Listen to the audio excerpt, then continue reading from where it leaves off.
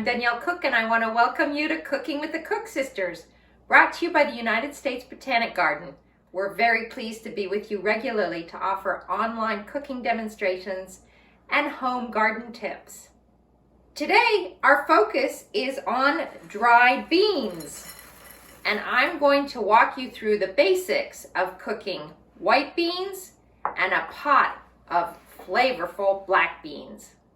Out in the countryside, the other cook sister, Adrienne, is going to tackle pruning her very overgrown fig tree.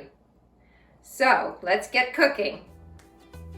There are a number of advantages to cooking beans from scratch. For starters, the cost is lower and the flavor and nutrition is higher with dried beans. Beans are an excellent source of fiber, folic acid, all B vitamins, magnesium, and antioxidants. There are different ways of cooking dried beans. You can soak dried beans and then cook them in a stock pot, or skip the soaking and cook them in a pressure cooker. Some people prefer to use a slow cooker. I'm using my trusted pressure cooker today. My simple white beans does have one added step. We'll begin by boiling the beans with a little bit of baking soda and some salt. The baking soda will make the skins softer and the interior of the beans creamier. The baking soda also helps break down the sugars in the beans, making them more digestible and less likely to split while cooking. Bring the beans to a boil and cook for 5 minutes. Stop the cooking, let the steam reduce, and carefully unlock the lid. Drain the beans into a colander and rinse with cool water. The next step for our white beans is to heat the oil in your pot. Add onion, garlic, and the beans. Add bay leaves, sage,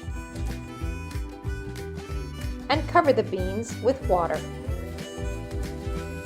I'll lock the lid in place, bring the beans to a steam boil, reduce the heat, and cook for 50 minutes. Cooking black beans, however, does not require a first step. We'll put all of our ingredients directly into the pot, including an entire head of garlic.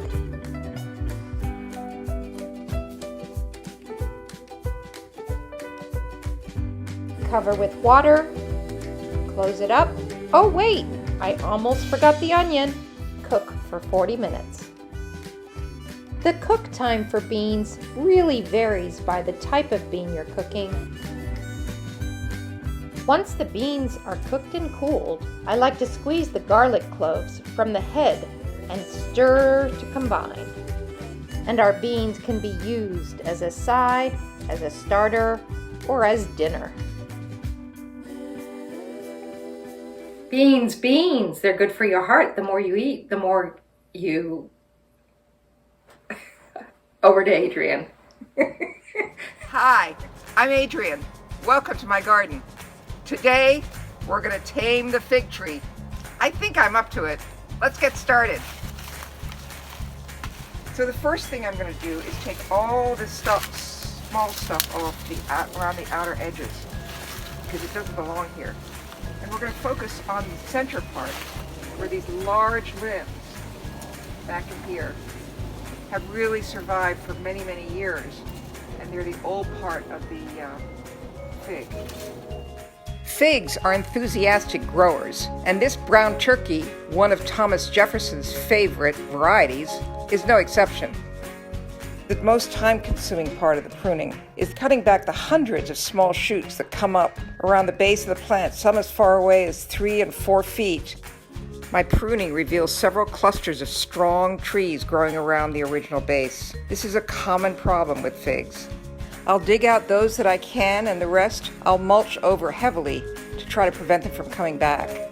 I'm saving only the trunks that are attached to the old growth, which is easy to recognize by its pale gray coloring. So now I'm going to mark off some of these older limbs that I want to preserve.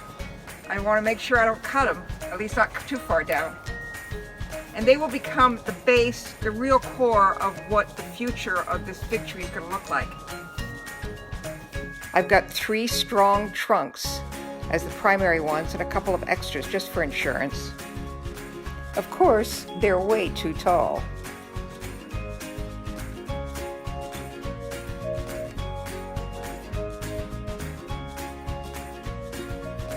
So these are now the tops of the trunks.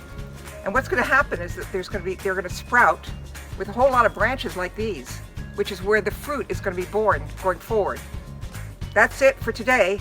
Thanks for joining me. We'll see you next week.